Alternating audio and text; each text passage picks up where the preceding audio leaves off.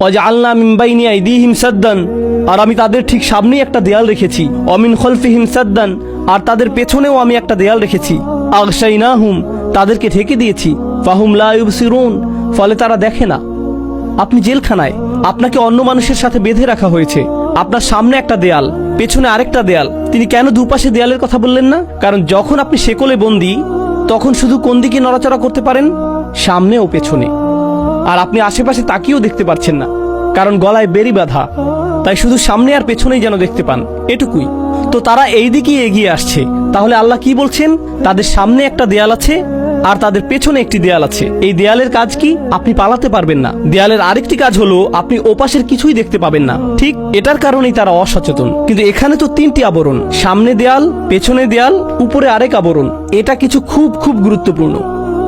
যখন আমি খুবই গুরুত্বপূর্ণ দুইবার বলি, খুব খুব এভাবে, তার মানে হলো এটা আসলেই খুব খুব গুরুত্বপূর্ণ। যদি বলি খুব গুরুত্বপূর্ণ, তখন আসলে আপনাদের শুধু জাগাবার চেষ্টা করছি। কিন্তু যদি আমি বলি যে খুব খুব গুরুত্বপূর্ণ, এর মানে আসলেই খুব খুব গুরুত্বপূর্ণ। তিনটি বাধা। প্রথম বাধাটি কোথায়? ঠিক তাদের সামনে। বোঝার চেষ্টা করুন এর মানে কি।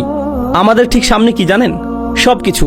যখন ঘুম থেকে উঠি, আমার ঘর আমার সামনে। যখন নিচে যাই, আমার বাচ্চারা আমার সামনে। যখন বাইরে যাই, পুরো আকাশ আমার সামনে। যখন গাড়িতে উঠি, আমার গাড়ি ঠিক আমার সামনে। কোরআন আমার সামনে।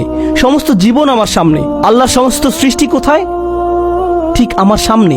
আর এই সৃষ্টি, এই আকাশ, এই পৃথিবী, সেই গাছ, আমার বাচ্চা, সবকিছুই আল্লাহকে স্মরণ করিয়ে দেয়। সবকিছুই।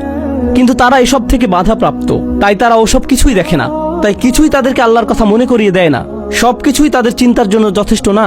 সত্যের পথ হতে তারা অবরুদ্ধ। অন্য ভাষায় প্রথম প্রাচীর হলো সমস্ত সৃষ্টি। বোঝার চেষ্টা করুন এই জিনিসটা।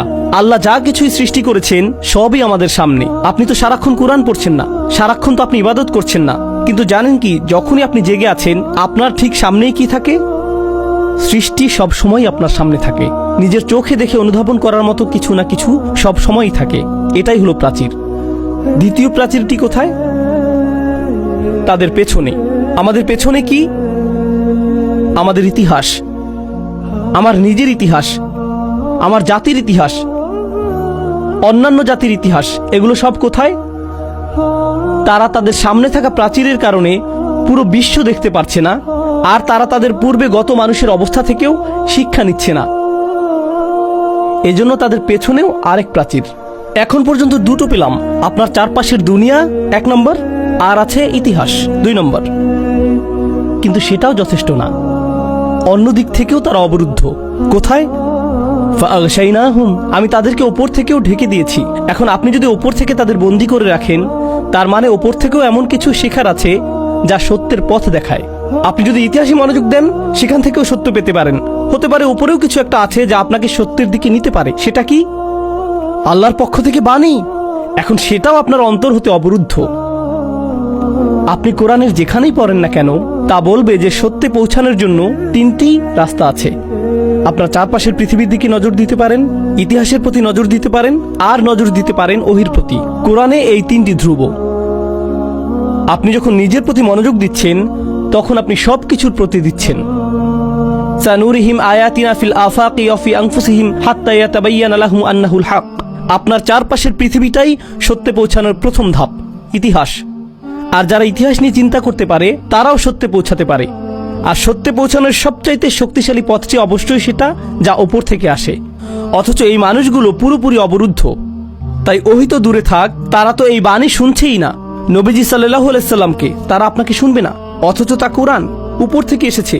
অথচ তা কোরআন উপর থেকে এসেছে। এটা বলতে বলার আগে দেখুন, সেটা তো তাদের প্রথম অপরাধী না।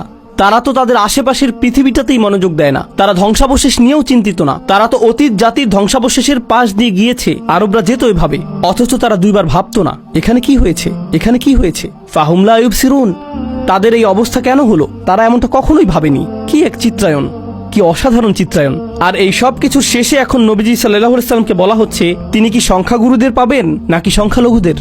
এখন বলা হচ্ছে বেশিরভাগ মানুষই খারাপ, কোনো আশা নেই। ওয়াসাওয়াউন আলাইহিম আনযারতাহুম আম লাম তুনযিরহুম লা ইউমিনুন।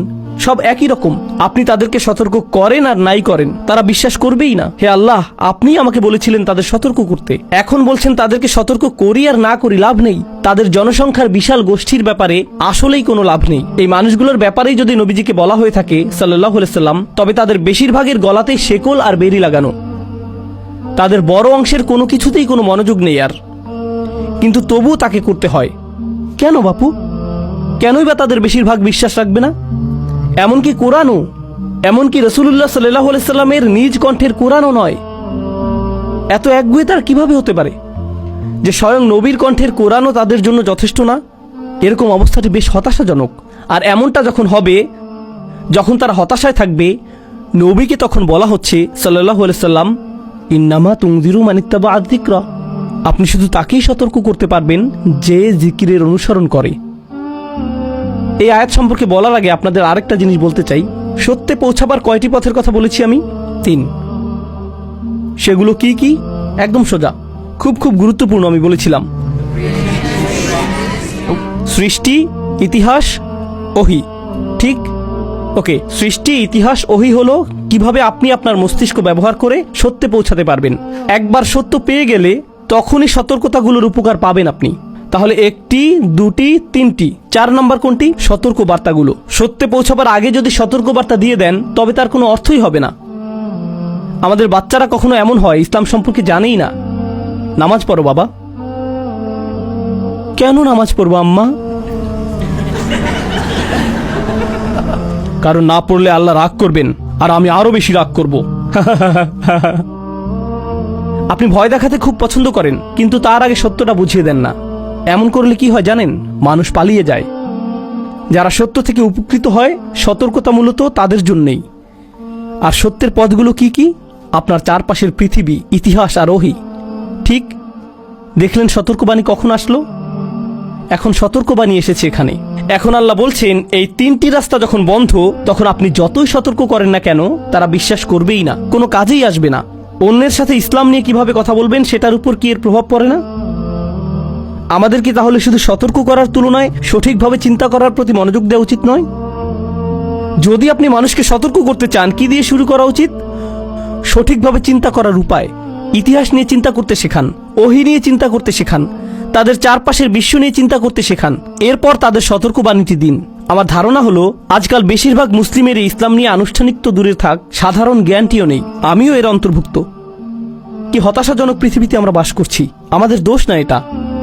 এখন যদি কারো জ্ঞানের সঠিক ভিত্তিই না থাকে আর আপনি এসে তাকে 1 ঘন্টা যাবৎ জাহান্নামের আগুনের উত্তাপ নিয়ে বলেন, তাহলে তো সমস্যা হবেই, কারণ তার ভিত্তিই তো ঠিক নেই।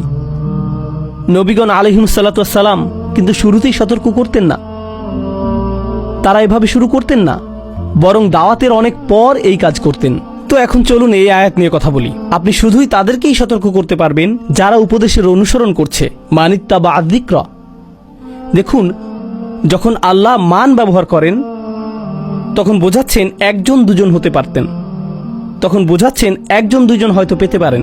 মান শব্দটি মানে অপরিচিত কেউ একজন। যেমন ইন্নামা তুনজিরুল্লাযী ইত্তাবা'a যিকরা, তাহলে সেটা পরিচিত কেউ হতো, কিন্তু মান অর্থ অপরিচিত কেউ। অন্যভাবে বললে নবীজি অনেক মানুষের সাথে কথা বলেছেন সাল্লাল্লাহু আলাইহি সাল্লাম, আর সেখানে কেউ একজন আছে তিনি এখনো জানেন না সে কে, অথচ সেই লোক তার কথা শুনছে, সেটা নিয়ে ভাবছে। এখন উপদেশের অনুসরণ করা আর আদেশ পালন করার মাঝে পার্থক্য আছে। আপনি যখন সালাত আদায়ের আদেশ পালন করেন তখন তাকে নামাজ পড়তে দেখেন, বলতে পারেন এই লোকটি আল্লাহর আদেশ পালন করছে। কিন্তু অনেকের মাঝে কেউ যদি বসে বসে আপনার কথা মনোযোগ দিয়ে শোনে, আপনি কি বলতে পারবেন তার মাথায় কি চলছে? না, আপনি কিছুই জানতে পারবেন না। প্রায় তো এমন হয় যে আপনাদের কেউ কেউ এভাবে মাথা ঝাঁকান, অথবা আমি তাকাচ্ছি মনে করে নার্ভাস হয়ে যান, খুব টেনশনে থাকেন, তাই না?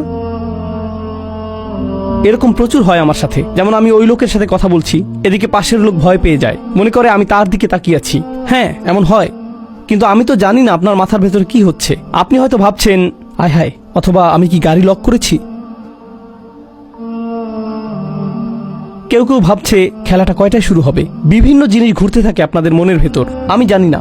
নবীজি সাল্লাল্লাহু আলাইহি সাল্লামও জানেন না মানুষের মনের ভেতর কি কি ঘটছে, তার জানার কথাও না। আল্লাহ বলেন আপনার একমাত্র কাজ হলো তাকেই সতর্ক করা যার মাথার ভেতরে কিছু ঘটছে, মানিত্তাবা'a যিকরা।